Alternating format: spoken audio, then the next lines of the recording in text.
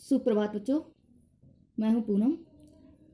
आज कक्षा 9 की हिंदी के अंतर्गत संस्कृत खंड में प्रथम पाठ है वंदना।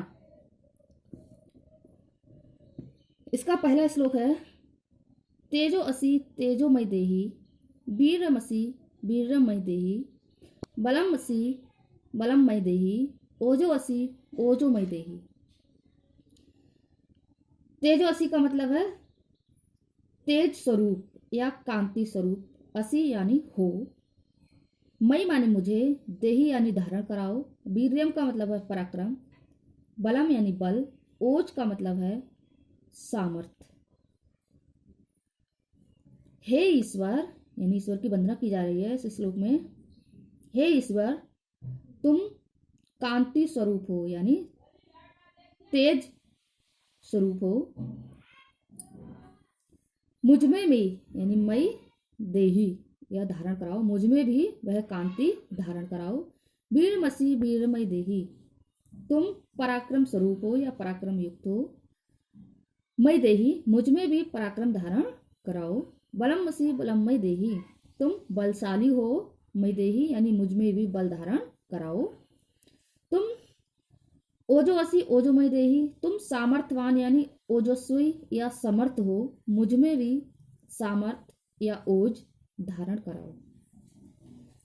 इस प्रकार दूसरा श्लोक है अस्तो मां सद्गमय तमसो मां ज्योतिर्गमय मृत्योर मां अमृतम गमय। अस्तो का मतलब है बुराई से, मां माने मुझे, सद यानी भलाई, गमय यानी ले जाओ, तमसा या अंधकार, ज्योति यानी प्रकाश, मृत्यु यानी मृत्यु से, अमृतम अमृतत्व।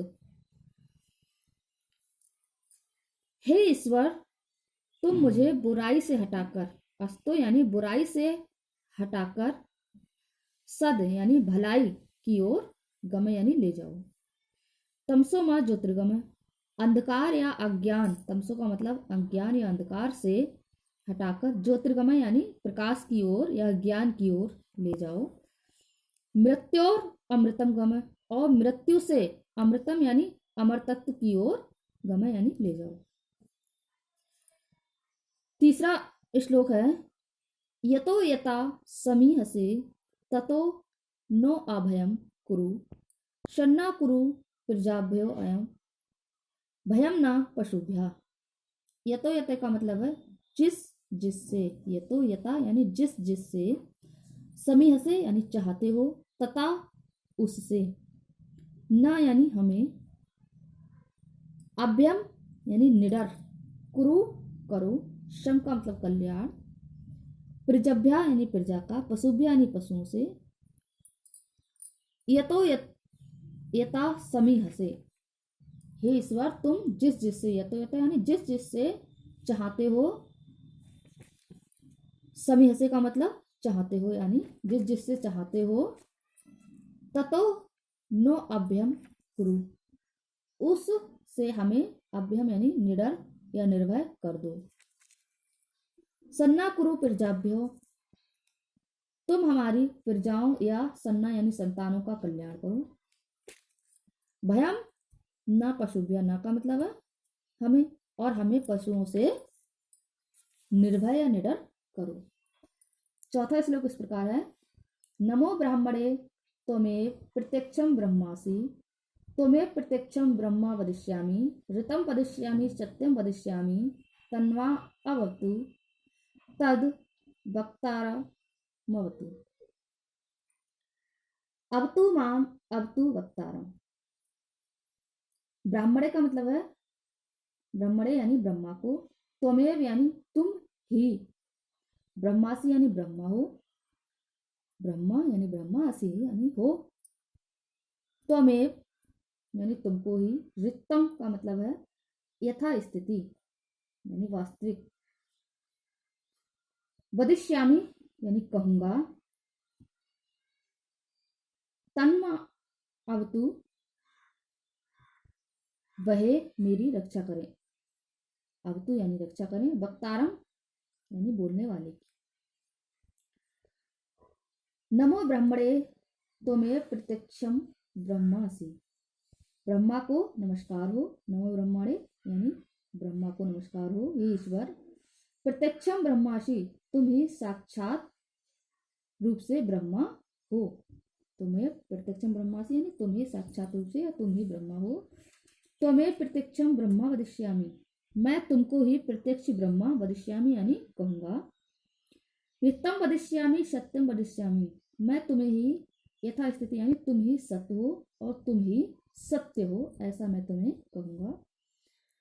तन्म अवतु तद वक्तारम वतु मवतु। वह ब्रह्मा, तन्मावतु, वह ब्रह्मा अवतु यानी मेरी रक्षा करें।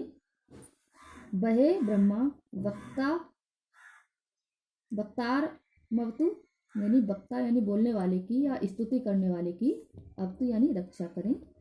अवतु मां अवतु वक्तारम, अवतु यानी रक्षा करें, माम यानी मेरी रक्षा करें। वक्तारम अवतु यानी वक्ता की रक्षा करें। पांचवा दोहा इस प्रकार है। सत्यम व्रतम सत्यम परम त्रिसत्यम, सत्यस्य योनियम निहितम च सत्ये, सत्यस्य सत्यम ऋत सत्य नेत्रम, सत्य कामम त्वाम शरणम प्रपन्नः। सत्य व्रतम का मतलब है सत्य का व्रत धारण करने वाले या सत्यनिष्ठ।